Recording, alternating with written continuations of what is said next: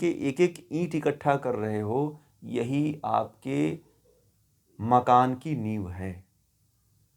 क्या है? ये जो ज्ञान के जो ईंटें इकट्ठा कर रहे हो ना आप लोग, प्रतिदिन जो नए नए जो ज्ञान आप लोगों को जानने का, सीखने का अवसर मिलता है, यही आपके जमीन, आपके महल की नींव है, बुनियाद है।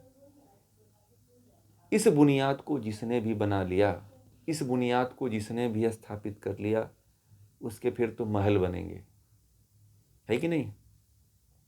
अब जब कोई घर बनाता है ना, तो पूछिए सबसे ज़्यादा खर्च किधर पड़ता है? नींव बनाने में सबसे अधिक खर्च नींव बनाने में पड़ती है। कितना सीमेंट लगता है, कितने रेत लग जाते हैं, कितने खुदाई करनी पड़ती है, कितनी गहराई में जाना पड़ता है, फिर ऊपर से गहराई से फिर ऊपर लाना पड़ता है, हैं? तो मुझे तो लगता है कि आधा बजट जो है, मुझे लगता है कि उसी में लग जाता है, और आधे बजट में पूरा। हाँ, अच्छा, ऊपर ऊपर का पकड़ता, हाँ। हाँ, नहीं बता सकते, सही कह रहे हैं। आप लोगों को तो पता होगा, क्योंकि आप लोग तो मजबूती देते होगे, भूकंप रोधी बनाते हो, क्योंकि फिर आपको सरकार जांच भी करती है, सब ये सब वो सब देखती है कि बनाया कि नहीं बनाया। हम्म।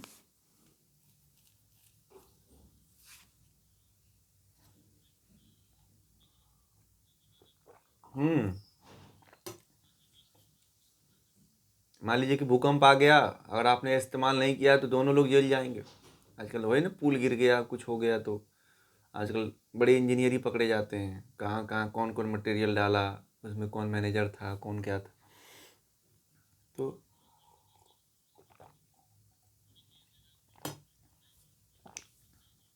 हाँ, वो तो सही कहते हैं, उसमें तो चोरी करते ही हैं लोग। हम्म। तो सही कह रहे हैं। कोई पुल बनता है तो उसमें पूछो, एक दिन सड़क बना रहा था, एक मैं जा रहा था, मैं उधर टहलने जाता हूँ, तो वो किनारे जो बीच में नहीं, जो जिस पे पेड़ लगाते हैं, पौधे लगाते हैं, तो कहीं से माल बनाया बुलाया, मैंने कहा कि भाई ये, और बनाया और पीछे से टूटता चला गया। तो मैंने कहा कि ये तो तुम्हारा टूट गया भाई। तो बोल रहा है कि बस ऐसे ही माल देता है ठेकेदार, तो क्या करें। जो बनाने वाले थे बोले कि ऐसे ही माल बनाता है, तो हमें क्या, हमें तो बना करके जाना है, टूटेगा ही वो, तो मैंने उसको बोला था। तो वो बोल रहा है कि नहीं, तुम ऐसे ही बनाओ, टूटे चाहे कुछ हो, बना के छोड़ दो, कोई नहीं देखने आता है, बता देंगे कि ये जानवर तोड़े हैं, ऐसे ऐसे ऐसे वो बता रहा था कि ऐसा उसने बोला।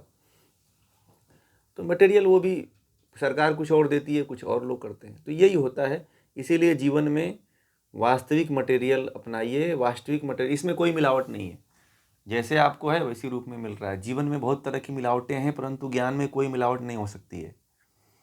हर तरह के वस्तु में मिलावट है, परंतु ज्ञान में किसी भी तरह का कोई मिलावट कर ही नहीं सकता है कि नहीं? हाँ, जानकारी में मिलावट बहुत हो जाती है।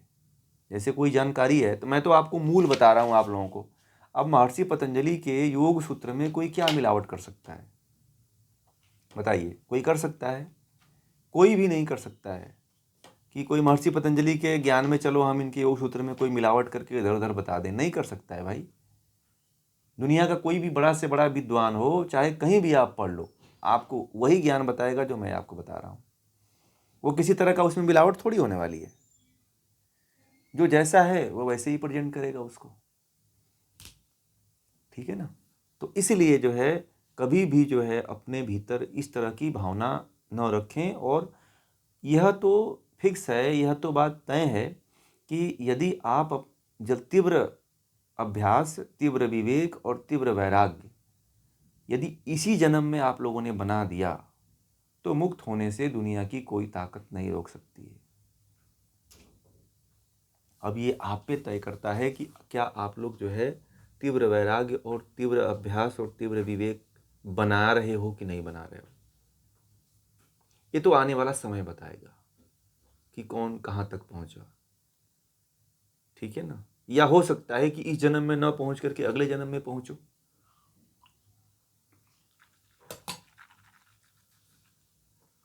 है ना? हो सकता है कि आप अगले जन्म में पहुंचो या इस जन्म में पहुंचो। जब प्रैक्टिकल होगा, या प्रैक्टिकल की जब क्रियाएं होती हैं, तब वो पता चलेगा कि आप कहाँ पहुंच रहे हो। अब कल